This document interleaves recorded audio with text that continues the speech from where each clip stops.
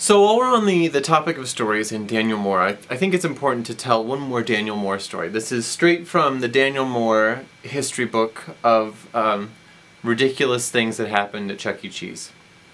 Now, working in a Starbucks, working in a Jamba Juice, I can imagine the kinds of crazy things that happen when you're working in those kinds of places, but Daniel had very special stories because he worked at Chuck E. Cheese.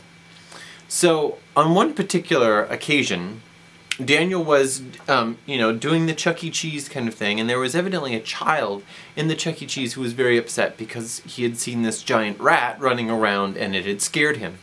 So his mother thought that perhaps the solution for this particular scare would be to take the child backstage and show him that it was okay.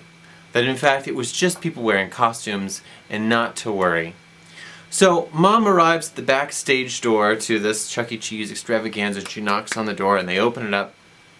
I guess Daniel's sitting in the break room trying not to hate the world, because I imagine you do that a little bit when you're working at Chuck E. Cheese. And he sees off in the distance this mother and child come in, and he said it unfolded in this slow motion kind of strange reality where the child came in and suddenly saw the Chuck E. Cheese costume. Now it's important to understand that the way the costumes were stored is that the costumes would get sweaty and they were really hot.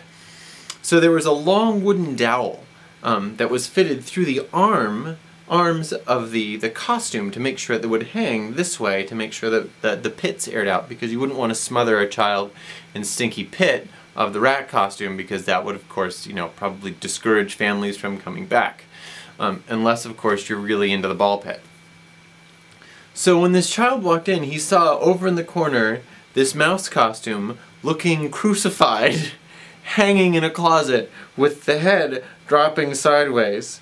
And Daniel said that this child saw the costume, saw crucified Chucky, screamed in terror, turned from his mother, and ran away as fast as he could. And everyone sitting in the break room didn't quite know what to do.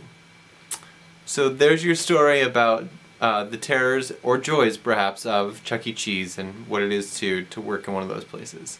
So, till next time.